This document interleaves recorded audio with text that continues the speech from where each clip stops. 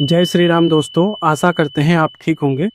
आज हम बात करेंगे हनुमान जी जब संजीवनी बूटी लेके आए, यानी कि जब वो पहाड़ लेके आए संजीवनी का, तब वो पहाड़ वर्तमान में कहाँ है और वो कहाँ स्थित है।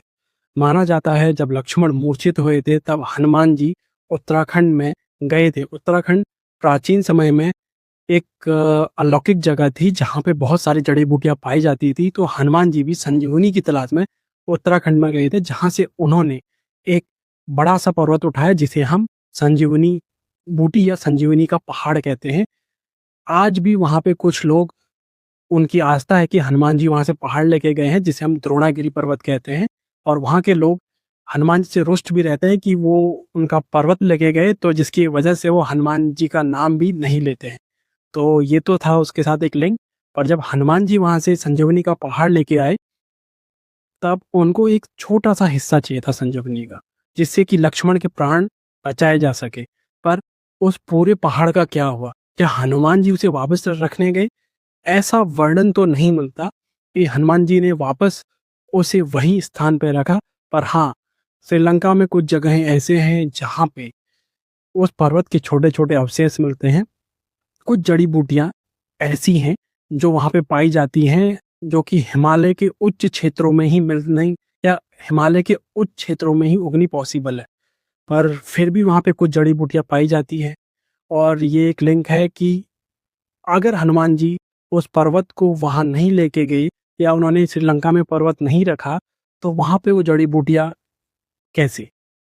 तो इसके बारे में एक सटीक विश्लेषण मिलता है कि जब हनुमान जी पर्वत लेके जा रहे थे या पर्वत ला रहे थे, तब पर्वत का कुछ हिस्सा वहां पे गिर गया। जब उन्होंने यहाँ पर्वत रखा श्रीलंका में, तो कुछ हिस्सा वहां पे टूट के बिखर गया, जिसकी वजह से कुछ वनस्पति वहां पे रह गई और बाकी पर्वत कहाँ गया। और अगर आप भारत के आसपास के कुछ और द्वीपों को देखें, तो एक द्वीप ऐसा मिलेगा जहाँ की वनस्पतियाँ फिर से हिमालय से सिमिलर मिलती है और एक छोटा सा पहाड़ नुमा करती है। हो सकता है कि समय के साथ जब वो पर्वत समुद्र में रहा होगा, तो उसमें जब जल का स्तर बढ़ा तो वो काफी डूब गया और एक टापू बन गया, और जिसकी वजह से वहाँ की वनस्पतियाँ हिमालय की वनस्पतियों से सिमिलर है। तो आप बहुत सारी जड़ी बूटियां ऐसी हैं कि जहाँ पे वो सिमिलरिटी पाई जाती है। आप देख भी सकते हैं स्क्रीन पे। तो ये चीज कैसे हुई?